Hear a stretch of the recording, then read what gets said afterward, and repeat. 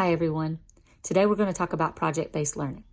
Project-based learning is a student-centered teaching method that is designed to encourage learning through engaging real-world curriculum-related questions and challenges. This approach shifts away from teachers modeling their teaching styles and encouraging their students to learn by doing. The students' creativity and their questions will guide their instruction. This will allow students to gain knowledge and skills that will serve them throughout their life. This type of learning touches on the Bloom taxonomy by remembering their questions, understanding how to answer them, applying and analyzing their accomplishments in learning about their topic at hand, as well as evaluating their outcome, all while creating an atmosphere to learn from one another. A school garden is the project that I decided to come up with. I think it's a great way for students of all ages to acquire a hands-on knowledge about growing plants for food and other resources. They'll learn the science of how the plants grow, as well as the nutrition that they can get from the plants, and they'll be able to observe nature all in one project.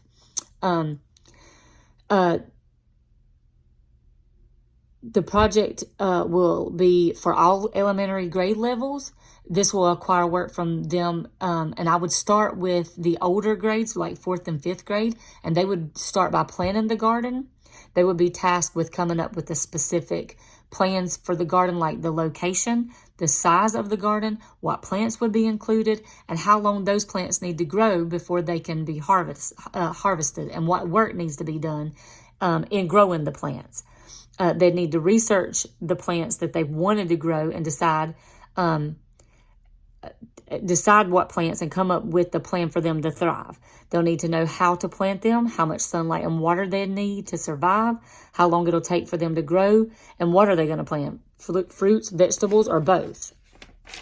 The older students would want to map out their intentions of the intended goals of their garden. They need to define what they plan to achieve, what they plan to do with the food once they've harvested it.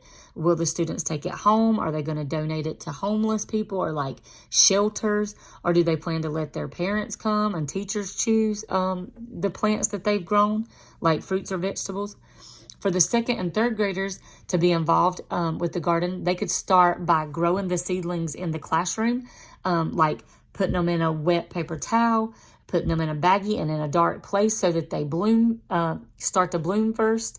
And then they would place them in the window to get sunlight. The students would track their progress weekly, like what would take for the seedlings to be ready to be planted, what techniques are required for the plants to thrive, when will they be ready to be transplanted.